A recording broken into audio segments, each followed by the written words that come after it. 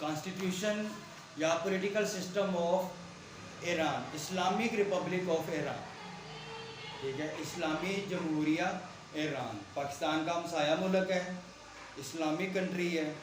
तो salient feature इनके लिख लेते हैं, तो बाकी सिस्टम बाद में डिस्कस करते हैं। सेलिएंट फीचर जो इनके कॉन्स्टिट्यूशन के हैं, रिटन कॉन्स्टिट्यूशन है ईरान का भी, ठीक है, रिटन फॉर्म में, अनरिटन नहीं है।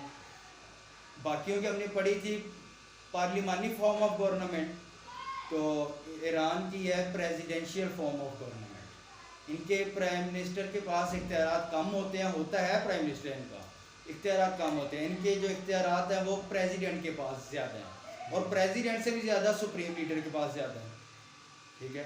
Provision of supreme leader, supreme leader is the head of the state.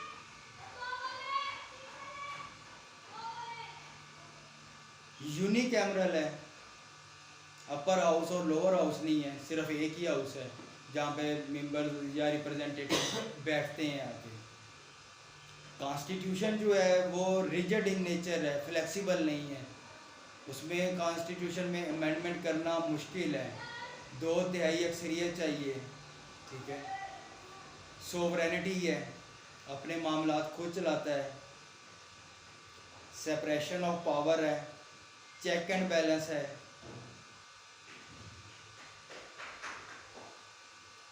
Fundamental rights हैं, और इस्लामिक रिपब्लिक है। जारी बात है, जहाँ जहाँ इस्लामिक आया था वहाँ पे सोवरेनिटी बिलोंग करती है टू अल्लाह अलमाइटी, इक़्तिदार आला का मालिक अल खुदा है, अल्लाह ताला है। सुप्रीम लीडर इनके आयतुल्लाह खामनाई साहब हैं,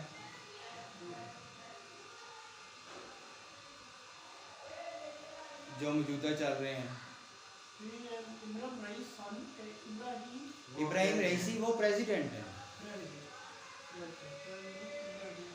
इससे पहले हसन रूहानी थे ईरान के प्रेसिडेंट, उससे हसन रूहानी से पहले थे एक अहमदी निजाद, ठीक है, बहुत कमाल का बंदा था अहमदी निजाद।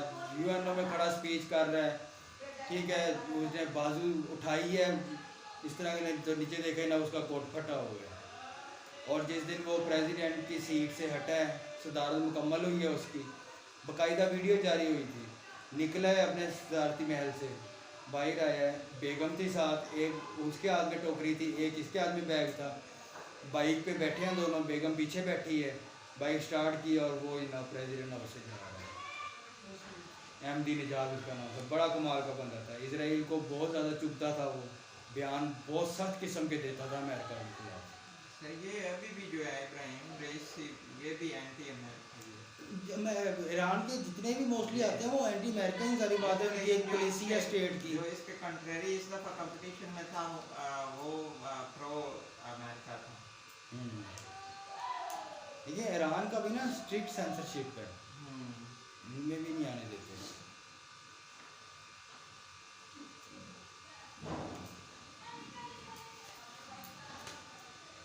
थियोक्रेटिक गवर्नमेंट बेसिकली इसके लिए वर्ड यूज किया जाता है, थियोक्रेटिक, इस्लामिक या रिलीजियस जिस तरह कहते हैं, ठीक है। तो पॉलिटिकल सिस्टम इनका कैसे इवॉल्व होता है, नीचे अवाम है, वोटर्स, वोटर तीन किस्म की जो है, तीन किस्म के इलेक्शंस में हिस्सा लेते हैं, ठीक है। सबसे पहले बनती है असेंबली ऑफ एक्सपर्ट्स, इसमें एक्सपर्ट बंदे इलेक्शन में सामने आते हैं, ठीक है, उनको अवाम वोट डालती है और डायरेक्ट वोट डालती है।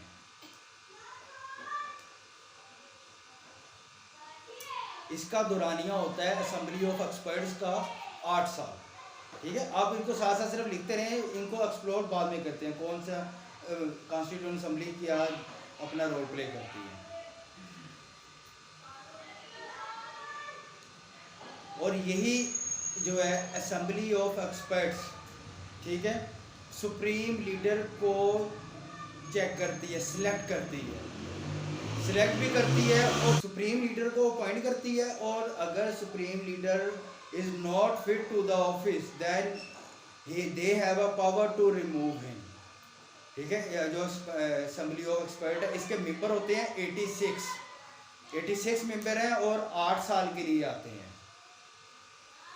दूसरे नंबर पे जो अवाम वोट देती है उनके पार्लियामेंट को, ठीक है, जिसका नाम है इस्लामिक कंसल्टेटिव असेंबली, जैसे हम मजलिस शूरा कहते हैं। ठीक है, इस्लामिक कंसल्टेटिव असेंबली, उसके मेंबर्स हैं 290 और पिछले दिनों 292 हो गए मेरे ख्याल है। ठीक है, और ये असेंबली की मुद्दत जो है 4 साल है।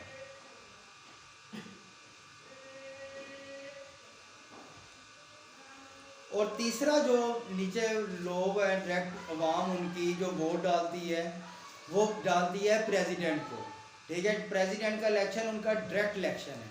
तो अवाम किस किस को वोट डालती है? असेंबली ऑफ एक्सपर्ट्स को, उनकी नेशनल असेंबली को और प्रेसिडेंट को।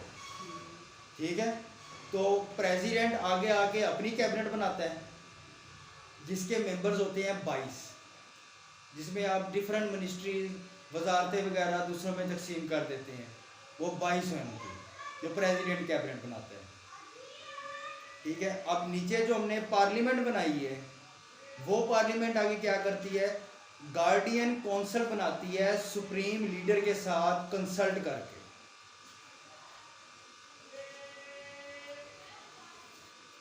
ठीक है, सुप्रीम लीडर कहां से आ रहा है? असेंबली ऑफ एक्सपर्ट से।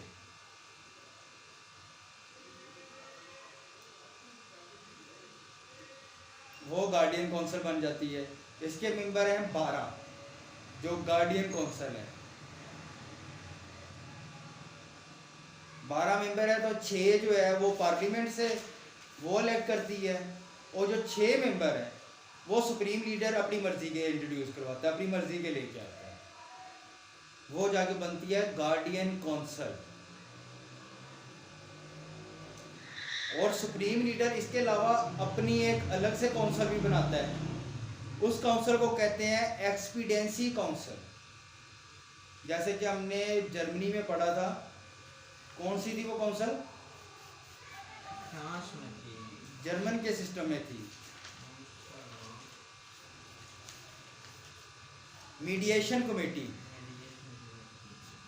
ठीक है, यहाँ पे है एक्सपीडियंसी काउंसिल कि कोई ऐसा मसला खड़ा हो जाता है सुप्रीम लीडर या पार्लियामेंट या गार्डियन काउंसिल के दरमियान, तो ये फिर एक्सपीडियंसी काउंसिल जो है वो उस मसले को रिजॉल्व करवाती है, कोई दरमियानी रास्ता निकलवाती है। तो सबसे पहले उनका सुप्रीम लीडर आ गया।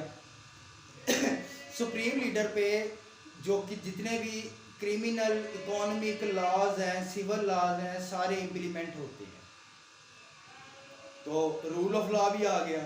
जब जारी बात है सुप्रीम लीडर इस चीज़ों से नहीं बचा हुआ तो बाकी को आम शहरी तो नहीं बच सकेगा। उसकी ना उस पर भी इम्प्लीमेंट होते हैं और उनकी फैमिली पे भी इम्प्लीमेंट होती है। जो उनकी क्वालिफिकेशन है ये स्कॉलर टाइप के बंदे होते हैं। खामनेई साहब, ठीक है, पहले खमैनी साहब थे जिनके अंडर रेवोल्यूशन आया था, तो स्कॉलिस्टिक जो है ना वो एक बंदा चूज़ किया जाता है। उसके लिए कि इन्होंने जरूर पता है क्राइटेरिया रखा हुआ है, जिस तरह हम कहते हैं कि जनाब CSS एक हाईएस्ट लेवल ऑफ कंपटीशन है।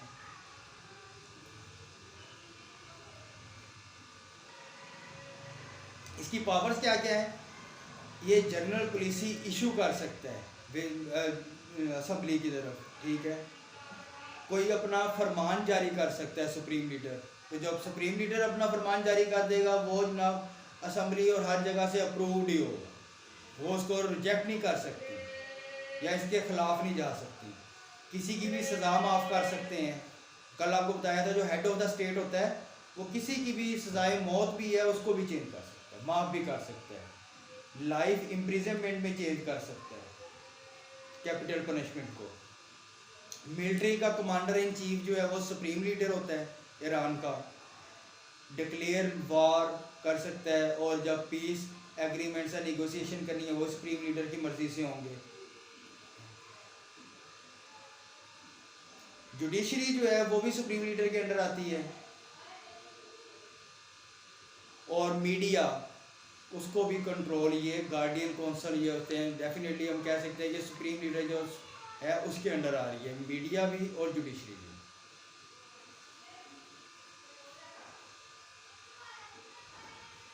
जो सुप्रीम लीडर है तो सारी बात है एग्जेक्टिव ब्रांच जो होगी वो प्रेसिडेंट होगा। रूल ऑफ लॉ है लेकिन सेपरेशन ऑफ पावर नहीं है। जब सारी बात है जुडिशरी उसके अंडर आ जाएगी सुप्रीम लीडर के, तो दुनिया का वाहिद मुल्क है जहां का प्रेसिडेंट उनकी आर्मी को कमांड नहीं करता। कमांडर इन चीफ कौन है? Supreme leader. तो सबसे हाईएस्ट पोजीशन जो ईरान में है वो सुप्रीम लीडर की आ गई। सेकंड हाईएस्ट पोजीशन जो है वो प्रेसिडेंट की आ गई, एग्जेक्टिव ब्रांच जो है। हाँ जी सर, जो मैं समझा हूं इसके मुताबिक ये है कि प्रेसिडेंट और सुप्रीम लीडर दोनों आवाम ही इलेक्ट करती है। इनडायरेक्ट प्रेसिडेंट को डायरेक्ट करती है, सुप्रीम लीडर को इनडायरेक्ट करती है, क्योंकि उससे पहले असेंबली ऑफ एक्सपर्ट्स आ जाती है। Like an PM and president in Pakistan. Definitely system वही है। यहाँ वहाँ पीएम प्रेसिडेंट होता है और यहाँ और जो प्रेसिडेंट यहाँ एग्जेक्टिव जो है ठीक है उधर प्रेसिडेंट है। एग्जेक्टिव प्रेसिडेंट है वो तो सुप्रीम लीडर आ गया, उसका नाम ही उन्होंने सुप्रीम लीडर रख दिया। लाइक इधर हाँ। प्रेसिडेंट इधर सुप्रीम लीडर, यहाँ पीएम वहाँ प्रेसिडेंट। और जो सदर है उसकी भी मुद्दत 4 साल होती है। ईरान की असेंबली भी 4 साल मुद्दत भी, ठीक है। उसके लिए उन्होंने क्राइटेरिया रखा हुआ है को रिलीजियस और पॉलिटिकल पर्सनैलिटी होनी चाहिए। पॉलिटिकल भी होनी चाहिए और रिलीजियस पर्सनैलिटी भी चाहिए। डिस्टिंग्विश्ड वाज़े किस्म का हो, यहाँ जाइए इंतहाई अच्छा स्कॉलर है, ठीक है, इनको आना चाहिए। वो पॉलिटिकल फिगर भी होना चाहिए। अगर सिर्फ रिलीजियस है वही उससे काम नहीं चलेगा। उनको सियासत में भी होना चाहिए, सियासी मामलात को समझना चाहिए, ठीक है। और ईमानदार होना चाहिए, नेक परहेजगार होना चाहिए। ईरान का सदर जो है उन्होंने इसके लिए शर्तें रखी हुई हैं। इन पे किसी चीज़ पे क्वेश्चन उठ जाए तो उसको डिस्क्वालीफाई कर दिया जाता है, उसको नाअहल हो जाता है, प्रेसिडेंट की सदारत से रेस से बाहर हो जाएगा, ठीक है। आप जितने इस्लामी सिस्टम देखोगे उनमें ईरान में कुछ ना कुछ बेहतर सिस्टम आपको नजर आएगा। ईरान की असम्बली में असेंबली ऑफ एक्सपर्ट्स है, गार्डियन काउंसिल है, सुप्रीम लीडर है, ठीक है। ये आपको इस्लाम के कुछ ना कुछ करीब सिस्टम नज़र आ रहा होगा जैसे इस्लाम कहता है। असेंबली ऑफ एक्सपर्ट है वो जाके सुप्रीम लीडर आपका कर रही है। तो इस्लाम कहते हैं आप मजलिस शूरा बनाओ जहाँ पे पढ़े लिखे लोग हों, शऊर रखने वाले लोग हों, वो अपना एक लीडर चूज़ करेंगे। तो इन्होंने असेंबली ऑफ एक्सपर्ट्स रखी है, एक्सपर्ट बंदे होते हैं उधर, वो इलेक्ट करेंगे, वो एक क्राइटेरिया डिसाइड करेंगे, फिर जाके बनेगा। सर जैसे कि मजलिस शूरा का एक मेंबर हज़रत अली था, यानी हज़रत अबू बकर, हज़रत उमर फारूक और हज़रत उस्मान रज़ियल्लाहु के दौरान ये तीनों खुलफा राशिदीन की मेंबर भी रहे मजलिस शूरा, ठीक है। गार्डियन काउंसिल क्या करती है? असेंबली की एक्टिविटीज़ को चेक करती है, ठीक है। कोई बिल अगर कोई ऐसा वैसा आ गया, किसी चीज़ पे कोई मसला आ रहा है तो गार्डियन काउंसिल उनको रोक देती है। ये गार्डियन काउंसिल का है। उसके मेंबर कितने होते हैं? 12। 6 जो है सुप्रीम लीडर देता है, 6 लीडर जो हैं असेंबली से जाते हैं, ज्यूरिस्ट होते हैं। असेंबली उसको उनको इलेक्ट करती है, ज्यूरिस्ट होते हैं।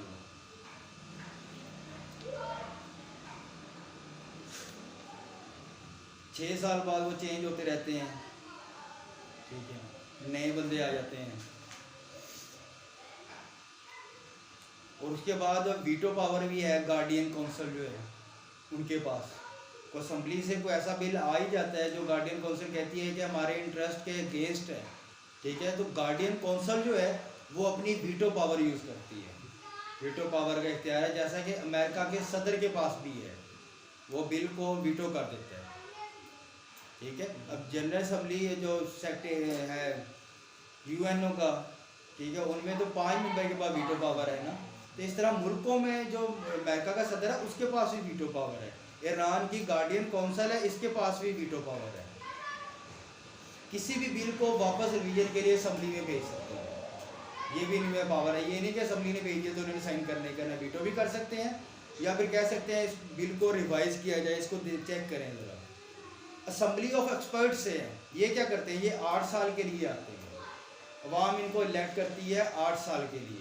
यानी कि अगर 2 असम्बलियाँ आ जाए उनके अंदर 2 मुद्दत पूरी होंगी। मुद्दत जो है असम्बली की 4 साल है तो इनकी 8 साल है, तो ये 2 असम्बलियाँ अपनी टेन्योर में देखती हैं। काम इनका क्या क्या है, इलेक्शन जो है direct election by the people of Iran, ईरानी लोग उनको वोट देते हैं। ठीक है कि हाँ हर बंदा अपने इलाके का और देख लेते हैं कि किस तरह के क्या इसका करैक्टर है, क्या किरदार है, किस तरह का ये बंदा है, उस हिसाब से ठीक है सुप्रीम लीडर को अपॉइंट करते हैं। और उसके बाद देखते हैं कि सुप्रीम लीडर अब अपने जिम्मेदारियों से हट रहा है, ठीक है, अपने काम सही तरह अंजाम नहीं दे रहा, तो उसको डी सीट कर सकते हैं। असम्बली ऑफ एक्सपर्ट का ये ज्यूरिसडिक्शन में आता है, उनकी पावर है। पार्लियामेंट जिसको मजलिस भी कहते हैं, ठीक है, इस्लामिक कंसल्टेटिव असम्बली आ गई है और यूनिकैमरल है। ये बजट वगैरह बनाती है, मिनिस्ट्री बनाती है, गवर्नमेंट के ऑफिशियल जो है उनकी परफॉर्मेंस उनको क्वेश्चन करती है, उनको चेक एंड बैलेंस रखती है उन पर। ठीक है, गार्डियन काउंसिल इनके ऊपर चेक रखती है कि ये कैसा काम कर रहे हैं, सही काम नहीं कर रहे तो गार्डियन काउंसिल पीछे से एक्टिव हो जाती है। चेक एंड बैलेंस रखा हुआ उन्होंने हर किसी को, सुप्रीम लीडर के ऊपर रखा हुआ है और असम्बली के ऊपर भी चेक रखा हुआ है। तो चेक एंड बैलेंस की आप इसको एग्जांपल दे सकते हैं इसमें। एक्सपीडीसी काउंसिल क्या है, ये एडवाइजरी बॉडी है, जैसे कि जर्मन के सिस्टम में हमने देखा था।